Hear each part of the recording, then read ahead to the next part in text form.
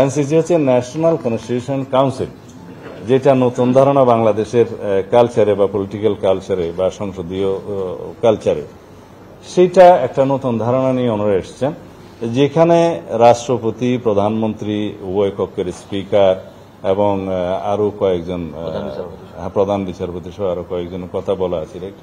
সেই বডিটার হাতে রাষ্ট্রের সমস্ত গুরুত্বপূর্ণ নিয়োগ, যেমন অল কমিশন, 3 বাহিনী প্রধান থেকে শুরু করে পিএসসি এবং যে দুদক এবং আরো যে সমস্ত সাংবিধানিক কমিটি আছে, নিয়োগ পদ আছে আর কি, কনস্টিটিউশনাল অল পোস্ট, তার বাইরে যে সমস্ত কথা বললাম আমরা একমত নই, ওইটা পরে আসবে।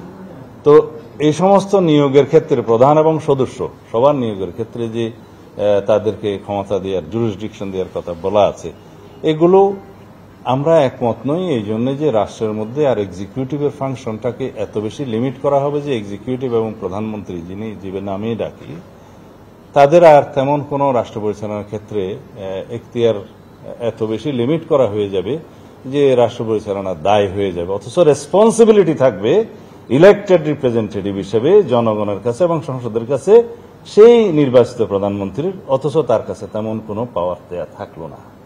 আর সংসদ যখন থাকবে না, অথবা সংসদ বিলুপ্ত হবে, অথবা যে সময় পর্যন্ত কেয়ারটেকার গভর্নমেন্টের প্রধান উপদেষ্টা মনোনীত না হবেন বা নিয়োগ না হবে, ততক্ষণ পর্যন্ত এই কমিটি ফাংশন করবে।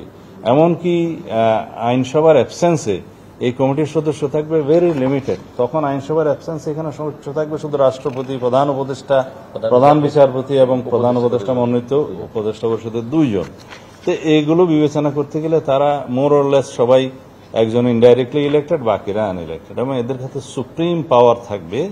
সেইটাও আমাদের দেশে এখনো কোনো প্র্যাকটিস নাই, বিবেচনা করা সমীচীন নয় বলে আমরা মনে করি।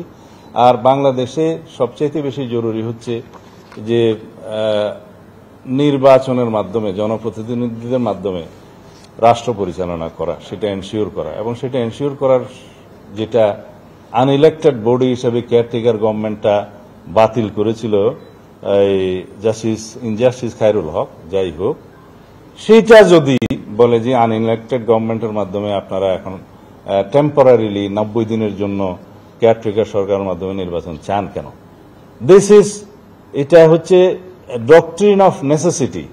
আমাদের পলিটিক্যাল হিস্ট্রিতে এবং কালচারে দেখা গেছে উইদাউট কেয়ারটেকার গভর্নমেন্ট আমরা কোনো ইলেকশনই নিউট্রালি ফ্রি ফেয়ার করতে পারি না।